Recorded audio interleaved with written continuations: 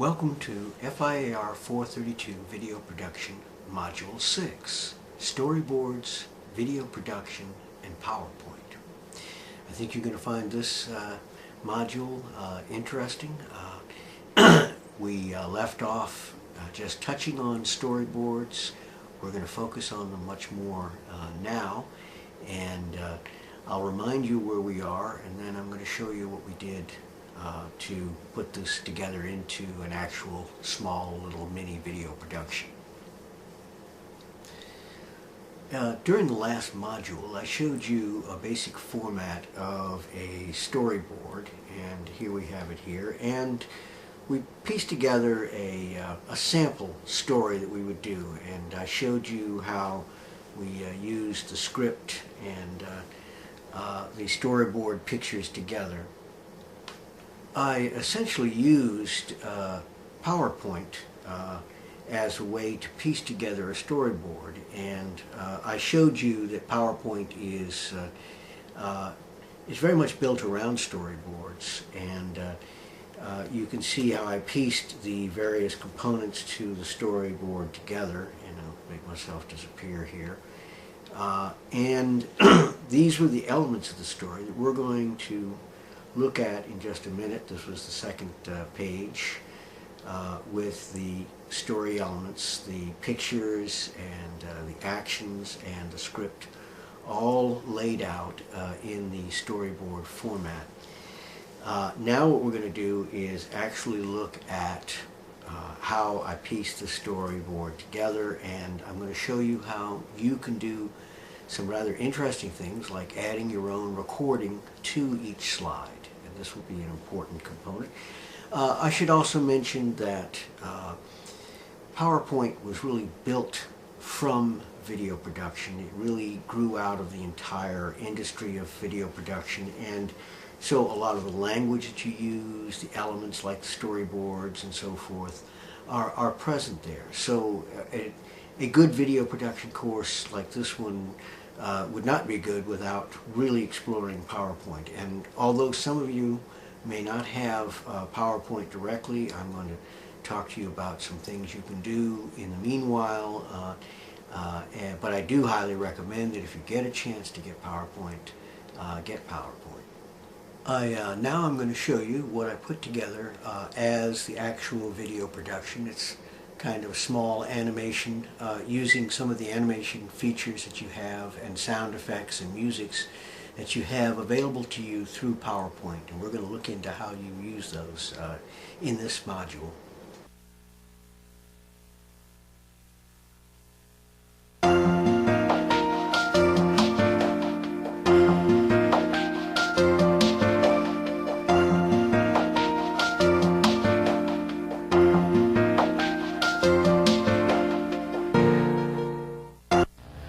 Our story begins with a jealous witch who guards her realm with all of her magical powers. She's afraid of people coming into her realm, and she is ready to place curses on them if they do.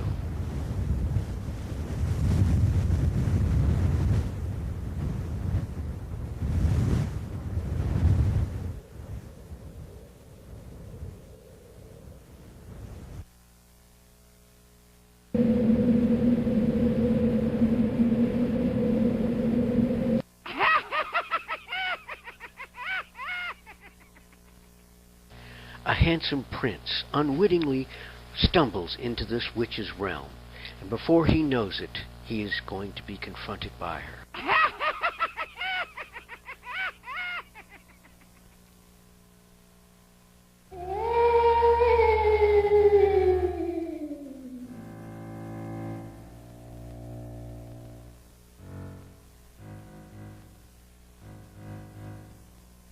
Ah! You dare to enter into my realm! By the power of the wind and the air and the fog, I now transform you into a frog.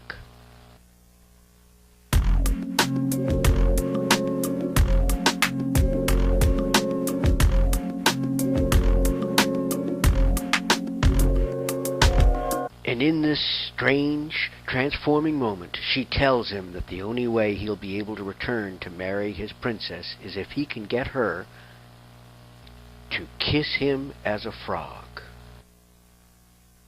Meanwhile, his princess is searching for him through the forest. My prince, where are you? My prince, where are you?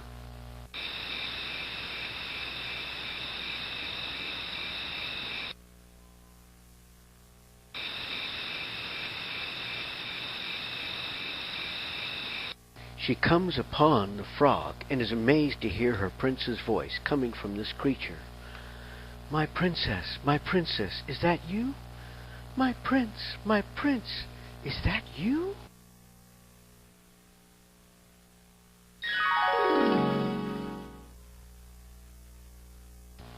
He convinces her that she must kiss him as a frog if the curse is to be lifted and for them to marry.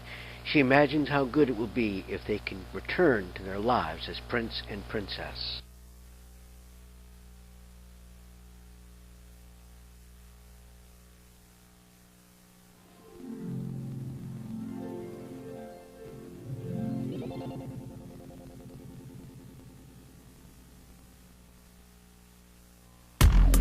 So she kisses the frog, and suddenly a strange sound occurs.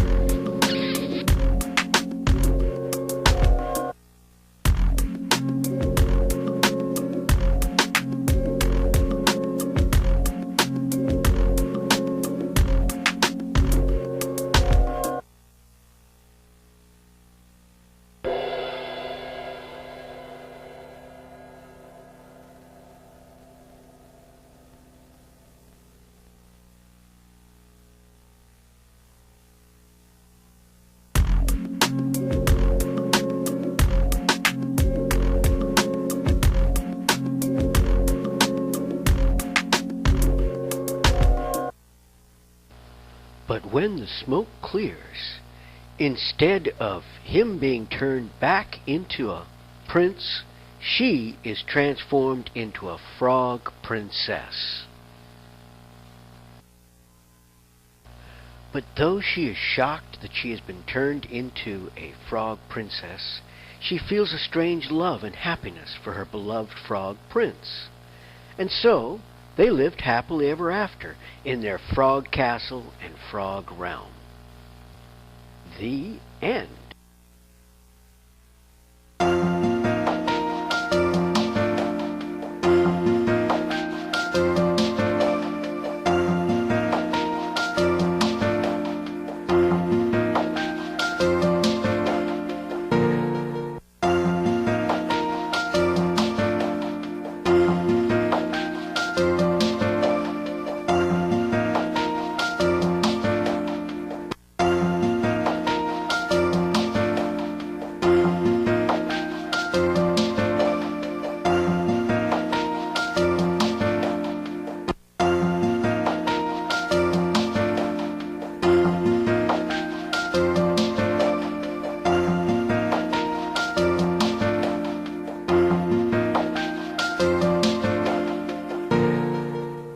So there you have our little story that I pieced together through PowerPoint. You can do a lot more impressive things than that, but it's a slight example of what you can do with just a little time and effort with the elements that are given to you by PowerPoint. The PowerPoint storyboard that you see here is basically a storyboard in a PowerPoint format. What I want to show you is the storyboard component of PowerPoint itself, the way in which you build your PowerPoint shows with the storyboard in it. This is the video production you just saw of the frog and the princess in its storyboard format as you see it in PowerPoint, using what's called the slide sorter. The slide sorter is a function of PowerPoint, and it's basically the storyboard component. You can take each one of the elements that you have, and I'm going to make myself disappear here. You can take each one of the elements, and you can see my cursor moving across this, and you can click on it, and when you do, it blows up that particular slide and puts all the other storyboard images to the side so that you can focus on what you're working with. Now what we're going to look at are some of the commands that you can use in PowerPoint, which, as I said, are derived from video production, and which you can do video productions yourself. And one of the reasons why all of this is important is for your final production in this course, you're going to be expected to produce a video production as your final production, and you can use PowerPoint, or we'll work on some other ideas. If you don't have PowerPoint and you don't have a video camera, we'll work on another idea where I'm going to have you communicate your ideas of what you want to do through a storyboard that you're going to produce using Word, and from that I'm going to help you produce your video production, so that you'll essentially be one of the co-producers of the video production. If you don't have camera, if you don't have PowerPoint, there's not a problem. We'll still be able to complete this course, I think, in an exciting way, and in a way that's going to open up possibilities for you. In the video production component of PowerPoint, the way to access these things is with the toolbar, and this toolbar here is what you really need to learn how to navigate in order to operate PowerPoint and to do your productions. Particularly, there are some key things that you want to do. One of them is to insert, and in the insert function, if I hit this insert function, you'll see a pull-down menu that comes down, and in that you have a group of choices from new slide, which is how you produce a new slide, and you have other choices here where you can go to pictures, and when you go to pictures you'll also notice this little arrow here which points to the side, and you'll see a little sub-menu that will come out. And in that sub-menu you have a variety of choices. One of the important ones, really important ones, is your clip art, and the other one which I want you to use is word art. This one, clip art, will allow you to access graphics, and I'm going to move over to that.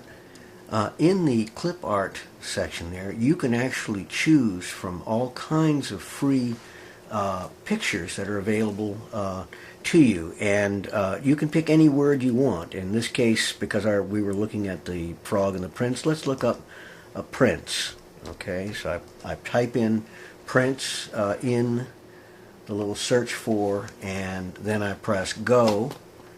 Also, you want to keep track of what sources you're going to, and I do recommend that if you're connected to the internet, that you go to the web collections and download all your favorite things. They allow you to take about 40 or more clip art images per visit, and you can visit as many times as you want, and it's free as long as you have a legitimate license.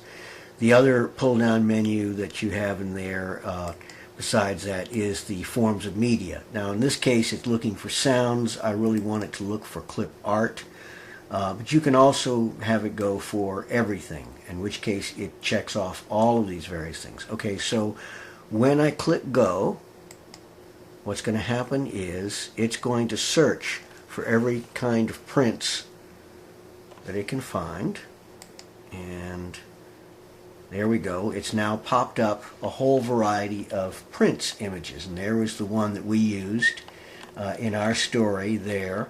But you have numerous ones, and I'll go up and down the choices here. You have all kinds of images that you can use, and if they have the little star on them like this, that little star that you see there, that indicates that that's a motion picture. So this thing is actually what they call a GIF, which stands for Graphic Interface Format, and it actually is a moving picture. So you have moving pictures. You also have other formats that you can get into. They often will give you here, you can see again, this is a moving picture here because it has that star which indicates motion. By the way, I'm using PowerPoint 2003. The newer one has a few different formats to get to where you want to get to, but the idea is basically the same.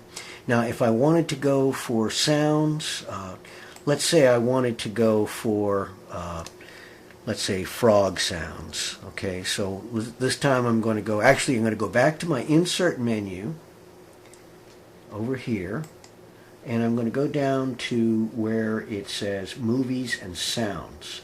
Now there's a movie organizer that comes from this sub-menu, and anytime you see a black arrow like this, that's an indicator that there's another menu waiting to be pulled out, another pull-down menu.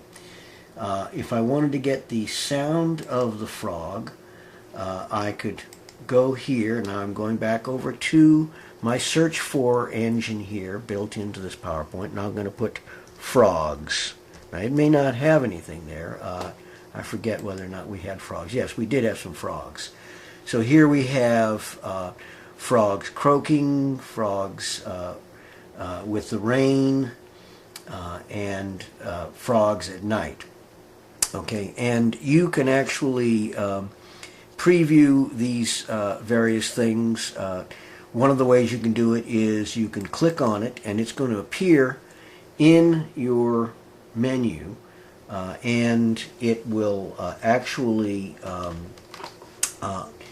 prompt you to either say open it automatically on your slide or to you do it on click. Now I'm going to do it on click because I'm not going to keep it. And then what you see is that you get this little speaker looking logo, and if you click on it you'll hear what the sound is.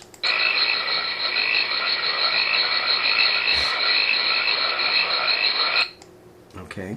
Now if you were to use that in your production, in your PowerPoint sound, what I'd want you to do is to click on it and drag it off camera, because you don't want to leave that speaker on the screen. So what you do is you drag it off. Now, if we return to navigating those toolbars that I mentioned to you, to get back to your storyboard, you go to the View control over here, you pull down the menu, and this is what it shows you, some various choices of things that you can do. And the one we want, which is the storyboard function, and you can see, and this is a very typical logo that they use for storyboard functions. It's called Slide Sorter, and if you click on it, it now pulls up the various slides of the program in the PowerPoint into a storyboard function. Now, what's important and what I did, and very much like what we looked at with the other storyboard we did, is that PowerPoint also provides you with the opportunity to break down the components into a scriptable kind of function. And the way you access it is, watch, like for instance, let's say I take that element where the princess kisses the frog. Okay, now I'm going to click on it, and then I'm going to go to the toolbar again, and this time I go to this other very important toolbar connection here, which is the slideshow. And when you pull that down, it gives you a whole variety of choices of things you can do. And you really need to spend some time playing with this for a while, but you get used to it. As I say, it's mainly these toolbars that have to be navigated in order to be able to piece together your PowerPoint. Excuse me, but the thing that you want to do here is, if I go to the custom animation function on here and I click on it, it will actually show very much what you saw in that script. And I'll move the camera over a little bit this way. This is a listing of the various components to this slide. And so that, for instance, when I play this slide, I'm going to go ahead and play it. So she kisses the frog, and suddenly a strange sound occurred. Okay, now I press escape, and we're now back to the control part, or the storyboard part. But what you heard there was a recording I did with a microphone and headphones. This is a WAV file that I loaded from one of those clip art sound files. And this was a motion. This here is one of the motions you can do with custom animations. And that basically, let me pull it over here, it was a motion to show her moving from where she is to kiss the frog. Okay, so you have motion controls, you have music controls, and then that media was my recording that I did. And I'm going to show you how you can record your own media, and that's part of the fun of this. And what I'm going to do is I'm going to go back to our slide sorter, pull down the view, and we're going to go to the first slide, the frog and the princess, because I didn't actually have a voiceover on that. If I pull this slide up, you'll see that all I had was the words coming up and some music coming up.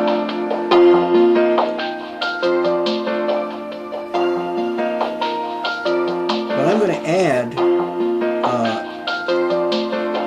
some narration here. So I'm going to go ahead and escape from this. And I'm going to click this slide in the slide sorter, and now you can see the custom animation on the side. You can see that I had the frog, the word the frog, and the princess, and also a WAV file. That was the music you heard. And when you do these, there actually are some controls that you have here. You can tell it what to do. You tell it if you want the sound to be with the previous thing that happens. You have other choices. You can have it after the previous with a click and so forth. And each one of the functions has a thing like you can also have a speed. You can have it do it slow, fast, medium. And you can see that in there I chose everything in the medium range.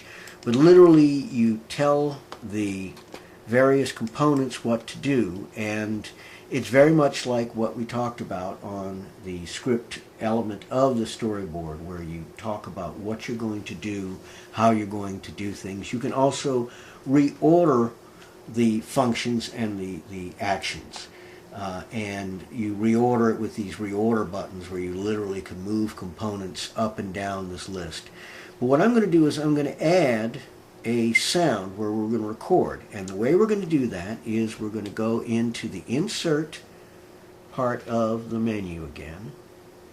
I'm going to pull down that menu, and if you go look at the menu, we're going to go to the insert. We're going to go to movie sounds and movies and sounds, and then when you see the pull down menu there, the very bottom one that it has there says record sound. And when you do this, I'm going to show you what I'm going to do. You click record sound, and a box comes up. And in this one, I like to name the things. It's important, as I mentioned in other episodes, that you want to name things. So I'll name this our frog and princess, and I'll just call it F&P intro or title. Let's say title, T-I-T-L-E, and that's going to be our frog and princess, and let me make that a capital E just to be consistent. And then if you look at it, you have a red button there, which is your record button. And when you press that, if you have a microphone plugged in, and I'm going to show you how I do this, I'm actually going to record this, and I'm going to show you how I do it. You need a headset, and let me take this sound off of here.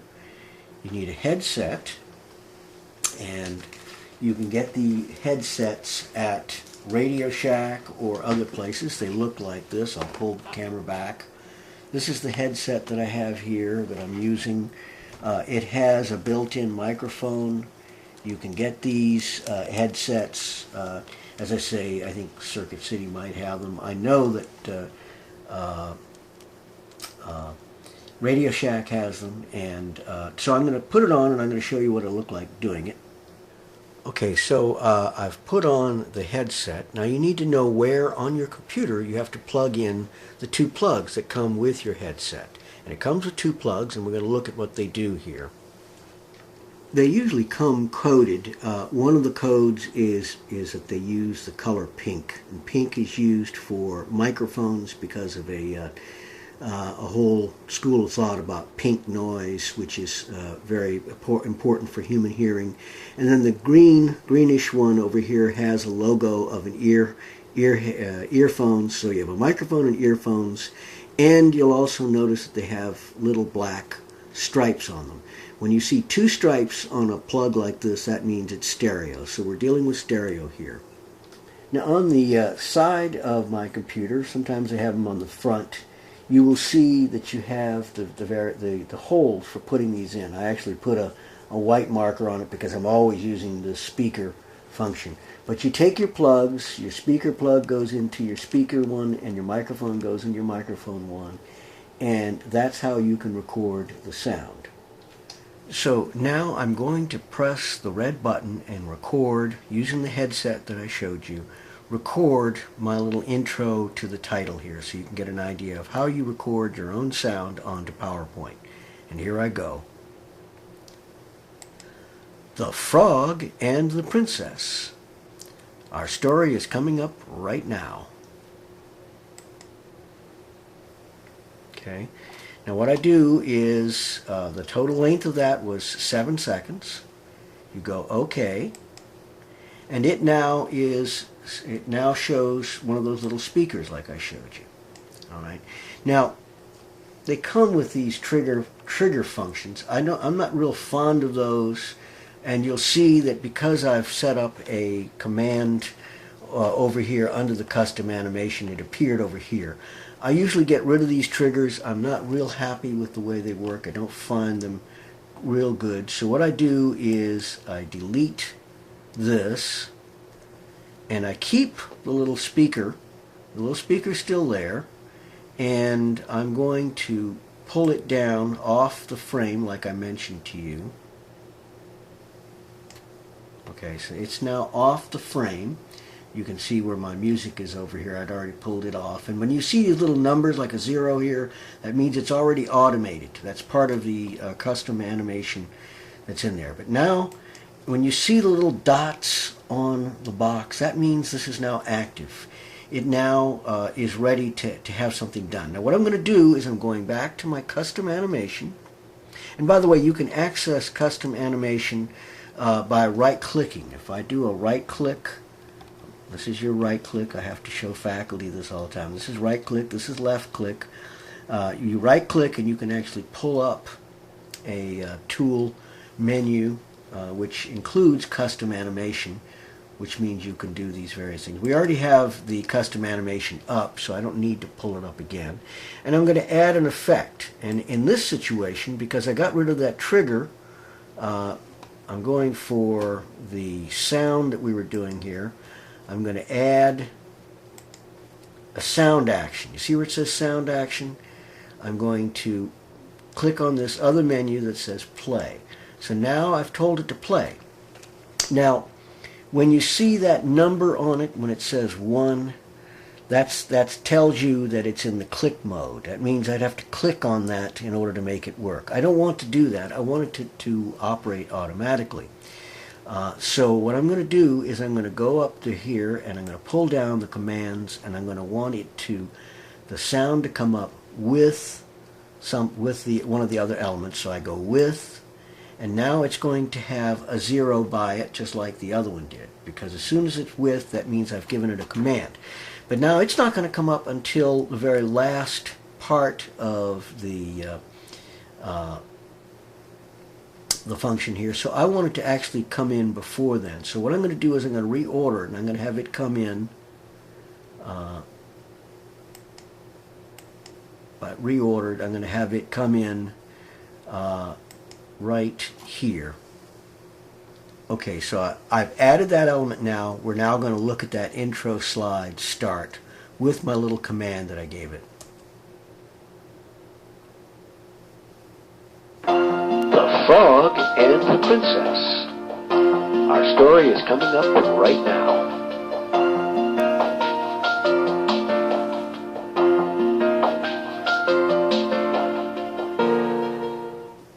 So there you have it. I've actually added a sound to my video production.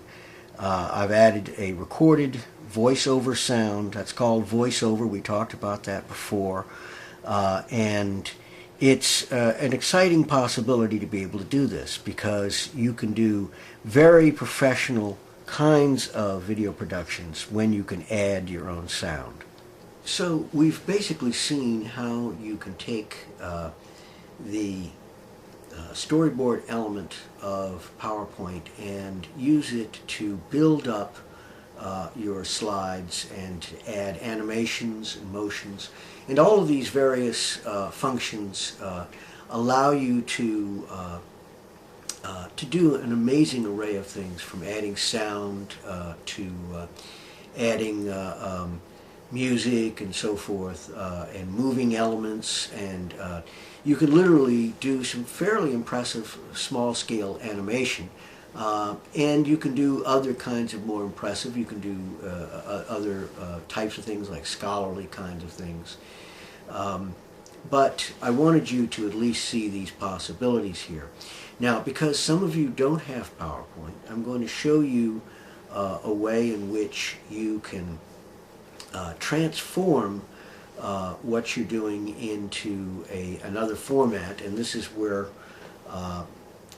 what you do is you pull down the first menu, your file menu, and you do a send to. And in that send to, you go down in this other pull down menu, and I'll make myself disappear for a second. In the last pull down menu here on the bottom of the list, it says send it to Microsoft Office. And watch what happens to my little storyboard when I send it to Microsoft. What happens here is it gives you a menu that allows you to choose how many slides you want to have on your page, and what kind of layout you want. And in this situation, we'll put blanks by it. So watch what happens. It literally now is going to construct the storyboard in Word, and it will give you lines where you can put your own words in. And this is where I'm going to want you to possibly piece together before the end of this semester a storyboard in Word format.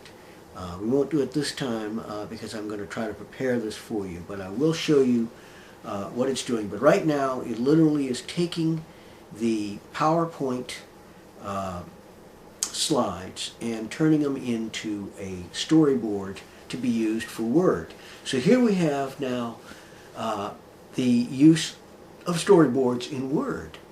And we're going to also look at storyboards besides in Word. We're going to look at storyboarding in the Windows Movie Maker, which is a very useful program, and one in which you could do full video productions.